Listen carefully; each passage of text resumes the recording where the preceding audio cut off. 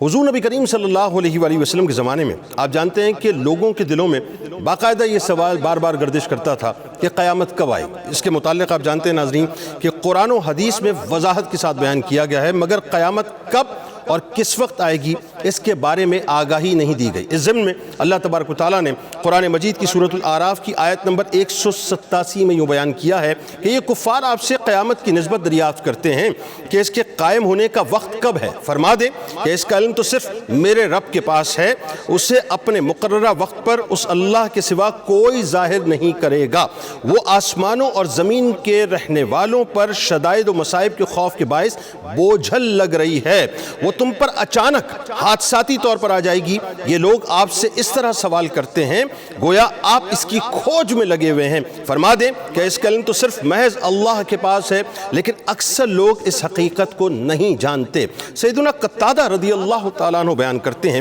کہ قریش مکہ حضور نبی کریم صلی اللہ علیہ وآلہ وسلم سے کہتے کہ آپ کے اور ہمارے درمیان تو رشتہ داری ہے، ہمیں تو بتا دیجئے کہ قیامت کب آ رہی ہے۔ چنانچہ اللہ تعالیٰ نے یہ آیت نازل فرمائی کہ اے حبیب صلی اللہ علیہ وآلہ وسلم فرما دیجئے کہ اس کا علم صرف اللہ کے پاس ہے۔ رسول مکرم صلی اللہ علیہ وآلہ وسلم نے ناظرین قیامت کی بہت سی علامات بیان فرمائیں، جن کو دو اقسام میں بیان کیا جاتا ہے۔ ایک قیامت کے علامات میں صغرا علامات ہیں اور ایک کبرا علامات ہیں۔ جو صغرا علامات ہیں ناظرین، ان سے مراد قیامت کی ایسی علامات ہیں جو قیامت کے آنے سے پہلے ظاہر ہوں گی، اور جن میں سے کچھ ظاہر ہو چکی ہیں، کچھ ظاہر ہو رہی ہیں اور کچھ نے ظاہر ہونا ہے۔ یعنی جو حضور نبی کریم صلی اللہ علیہ وآلہ وسلم کے ظاہری وصال کے بعد حضرت امام مہدی علیہ السلام کے ظہور تک وجود میں آئیں گی۔ سیدنا عمر فاروق رضی اللہ تعالیٰ عنہ روایت کرتے ہیں کہ ایک بار حضرت جبرائیل علیہ السلام ایک اعرابی کی شکل میں حضور نبی کریم صلی اللہ علیہ وآلہ وسلم کی بارگاہ اقدس میں حاضر ہوئے اور 4 سوال پوچھے،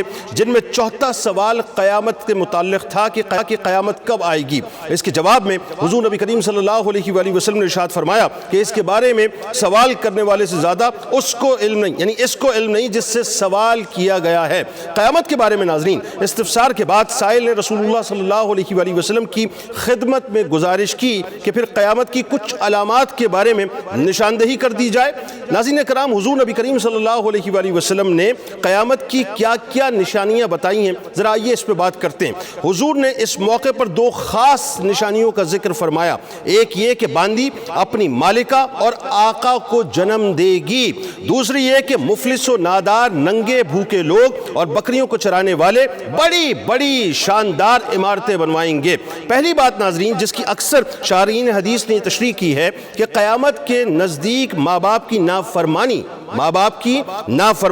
بلکہ توہین بہت عام ہو جائے گی، حتیٰ کہ بیٹیاں جو صنف نازک سے تعلق رکھتی ہیں اور جن کی سرشت میں اطاعت، محبت اور والدین سے وابستگی کا جذبہ باقاعدہ موجود ہوتا ہے، وہ سرکش اور بد تہذیب ہو جائیں گی۔ نہ صرف یہ کہ ان کے احکام کی نافرمانی کریں گی بلکہ الٹا ان پر حکم چلائیں گی، جس طرح کہ مالکہ اپنی ملازمہ یا باندھی پر حکم چلاتی ہے۔ اور آج دیکھ لیجئے ناظرین معاشرے کے اندر کیا ہو رہا ہے، برہنہ تن برہنہ پا، چرواہوں کے ہاتھ دولت کا لگ جانا اور فخر کے لیے ان کا بلند و بالا عمارتیں بنانا اور فراوانی دولت کی پیش گوئی بھی جو ہے ناظرین ہمیں یہاں پر نظر آتی ہے۔ قرب قیامت میں اختیار، اقتدار اور وسائل پر نااہل لوگ قابض ہوں گے۔ توجہ رہے آپ کی، دولت جب کم ظرف کے ہاتھ میں آ جائے گی تو اس سے حرص بڑھتا رہے گا اور حسد کی بیماری، جیسا ہم بات کر رہے تھے کہ حسد کی بیماری معاشرے کے اندر عام ہو جائے گی، عدل معاشرے سے مفقود ہونے لگے گا۔ توجہ رہے آپ کی، ایمانداری دل سے نکال لی جائے گی۔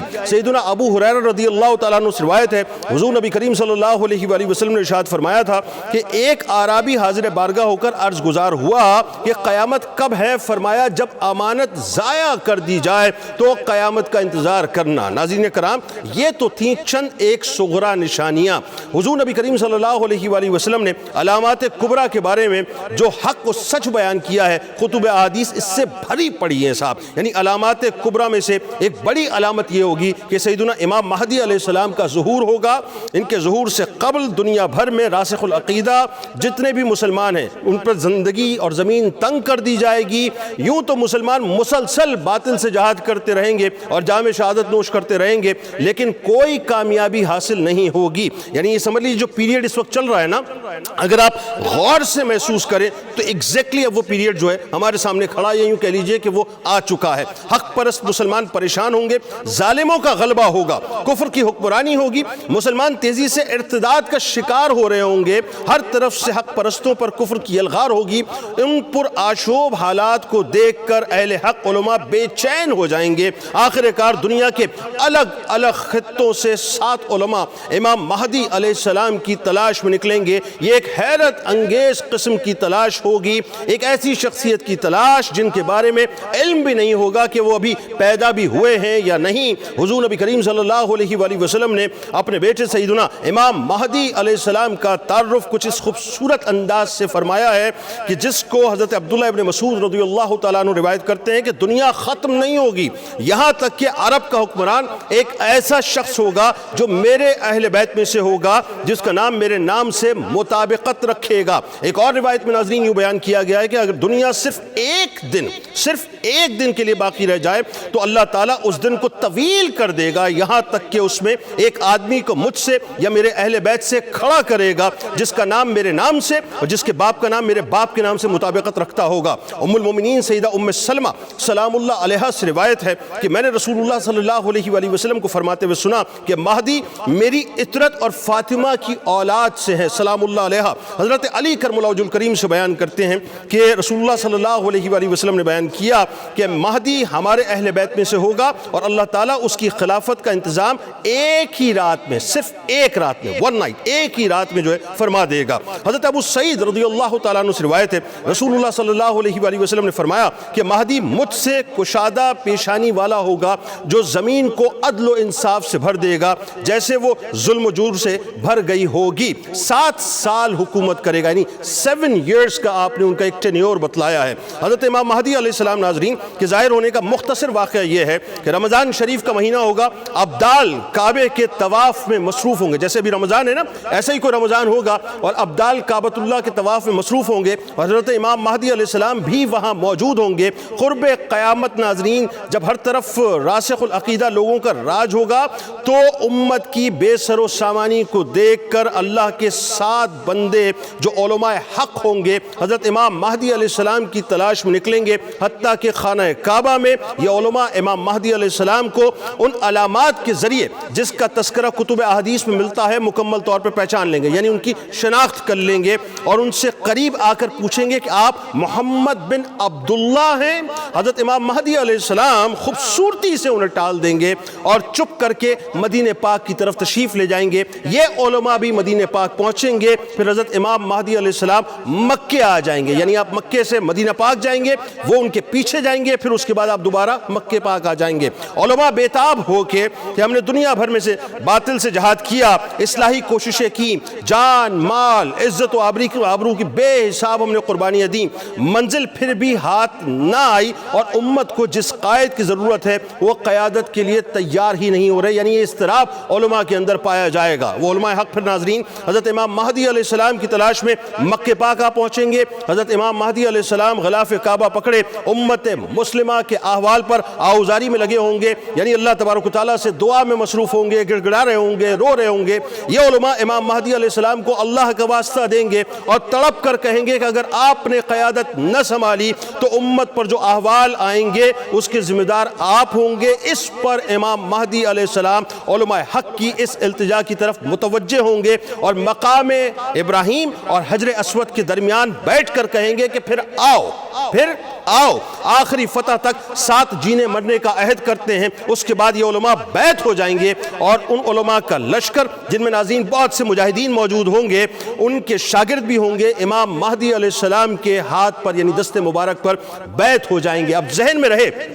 وہ وقت تھا جب کربلا کا موقع تھا, اس وقت بھی آل رسول صلی اللہ علیہ وآلہ وسلم نے دین کو بچایا تھا, اور وہ وقت ہوگا جب انتہائی ٹربلنس ہوگا پوری دنیا میں, اس وقت بھی آل رسول صلی اللہ علیہ وآلہ وسلم ہی دین کی راہبری اور دین کو بچانے کا کام کریں گی۔ ناظرین، جب لوگ حجر اسود اور مقام ابراہیم کے درمیان امام مہدی علیہ السلام کے دست مبارک پر بیعت ہو جائیں گے تو ایک لشکر ان پر حملہ آور ہونے کی غرض سے خانہ کعبہ کی طرف بڑھے گا، مگر چونکہ اللہ تعالیٰ کی مدد حضرت امام مہدی علیہ السلام کے شامل حال ہوگی، اس لیے دشمنوں کو اللہ تعالیٰ زمین میں دھسا دے گا۔ اس ضمن میں حدیث مبارکہ اس طرح سے ہے کہ ام المومنین سیدہ حفصہ سلام اللہ علیہا سے روایت ہے، رسول اللہ صلی اللہ علیہ وآلہ وسلم نے فرمایا کہ اس گھر یعنی کعبۃ اللہ میں کچھ لوگ پناہ لیں گے جن کے پاس دشمن کا حملہ روکنے کی طاقت نہ ہوگی، نہ ان کی تعداد زیادہ ہوگی، نہ ان کے پاس اسلحہ ہوگا۔ ایک لشکر انہیں ختم کرنے کی غرض سے بھیجا جائے گا، وہ بیدا کے مقام پر پہنچیں گے تو زمین میں دھسا دیے جائیں گے۔ جیسا کہ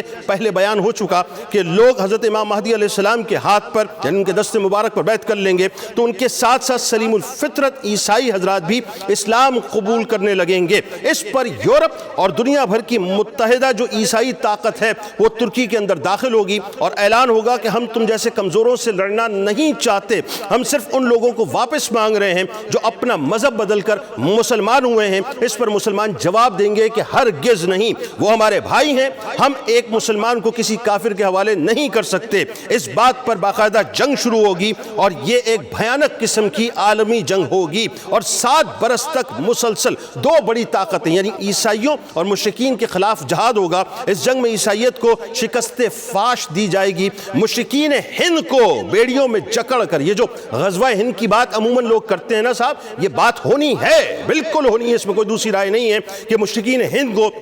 باقاعدہ بیڑیوں میں جکڑ کر حضرت امام مہدی علیہ السلام کے سامنے پیش کیا جائے گا۔ یعنی ہندوستان نے ہر صورت میں مسلمانوں کے ہاتھوں پر فتح ہونا ہے۔ اب یہ کب ہونا ہے یہ اللہ اور اس کے رسول صلی اللہ علیہ وآلہ وسلم بہتر جانتے ہیں، لیکن اب بھی ناظرین ایک طاقت باقی رہ جائے گی، وہ یہودیوں کی ہوگی۔ یہ بہت طاقتور ہوں گے اور یہ اپنے مسائل یعنی دجال کے خروج کا جو انتظار کر رہے ہوں گے اور اس کا خروج ہو چکا ہوگا، جو دنیا بھر میں فتنہ عظیم برپا کرے گا۔ زمین کی جو میگنیٹزم ہے، اس کی جو مقناطیسی صلاحیت ہے ناظرین، وہ ختم ہو جائے گی اور تیزی سے ختم ہو رہی ہوگی اور زلزلے بہت زیادہ بڑھ جائیں گے، جس کے سبب دنیا کی جو گردش ہے وہ حد درجے سست ہو جائے گی۔ حضرت امام مہدی علیہ السلام کی حکومت 7 برس تک قائم رہے گی۔ اللہ رب العزت اپنے فضل و کرم سے ان کی حکومت کے دوران خوب خوشحالی عطا فرمائے گا، لوگ معاشی طور پر بہت خوشحال ہو جائیں گے، مال و دولت کی بہت فراوانی ہوگی، دین اسلام پر لوگوں کی کثیر تعداد مضبوطی سے جمی رہے گی، شریعت مطہرہ پر عمل ہوگا، ہر طرف بھلائی کا دور دورہ ہوگا، نیکی کا دور دورہ ہوگا۔